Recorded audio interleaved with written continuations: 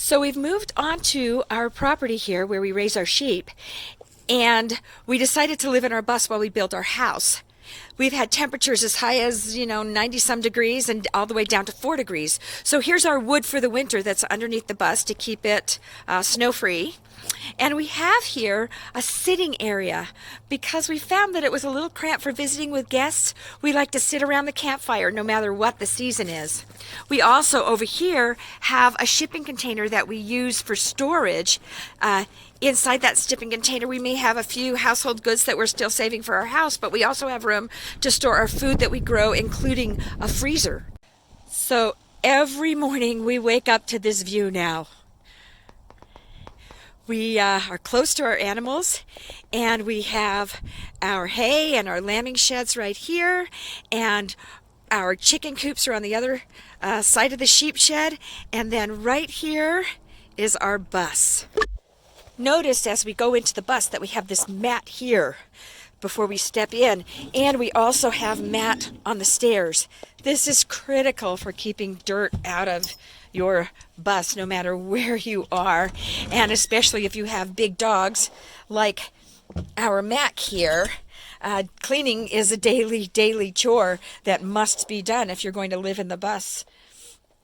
We have our winter coats here, and we have a few extra pillows that we toss up against the door to help keep the wind out when it's really cold. Our winter boots are here. So there's just a touch more clutter when you're living in the bus than when you're just kind of showing it off. There's not a lot of room for a Christmas tree, but here is ours. And notice that we have curtains all along the bus windows now. I really like light, and I didn't want to do this, but it certainly helps with the cold and with the heat in any season. Up by our Mac here, you can see our doghouse at the front of the bus, and I have turned that into a seating area. Not just for comfort, but because it also helps to insulate that doghouse to stop the cold from coming in. The dogs themselves, they stay in the kitchen, and they are trained to stay in the kitchen. We don't have any gates. They just do it because this is their spot. This is their area. So Maisie's here under the table on her own mat. Now these mats are rubber backed, and that's really important.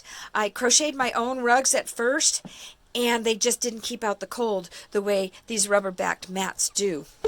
Some other things we learned about keeping out the cold are that if we put some material on the walls, not only did it make it look nicer, but it also kept out the cold better than just painting our metal walls. We also put a bigger mantle around our big buddy heater to kick out the heat more into the room. You'll notice that there is stone on the underside of this that really pushes that heat into the room. We are hooked up to the grid right now, so we do have plumbing that's hooked up to the grid, and we do have some electrical ability, not a lot. So in the bedroom we have electricity here, where we have a space heater that we're able to use. We also, though, here have the ability to go off grid with this Cubic Mini, and we have done so quite often. The Cubic Mini is a wonderful addition to our bus.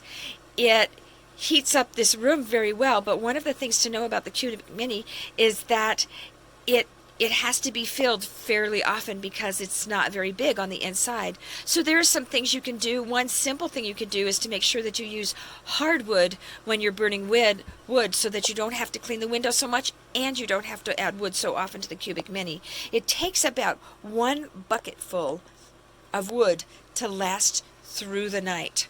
Also, some of the things we've learned about keeping warm are that if we put some clothes right there on either side of the bed in the closet, that makes kind of a natural insulation. And I suppose we could put doors there, but I don't mind the 2 little cubbies. We do have that insulated behind the wall there now, where it wasn't insulated when we were just using the bus for recreational purposes. Lastly, I keep some extra water around the bus because the pipes can freeze when it gets really cold. So it's really handy to have some of it here by the sink and over by the toilet. Insulate those pipes well so they don't freeze during the winter. So that's about it.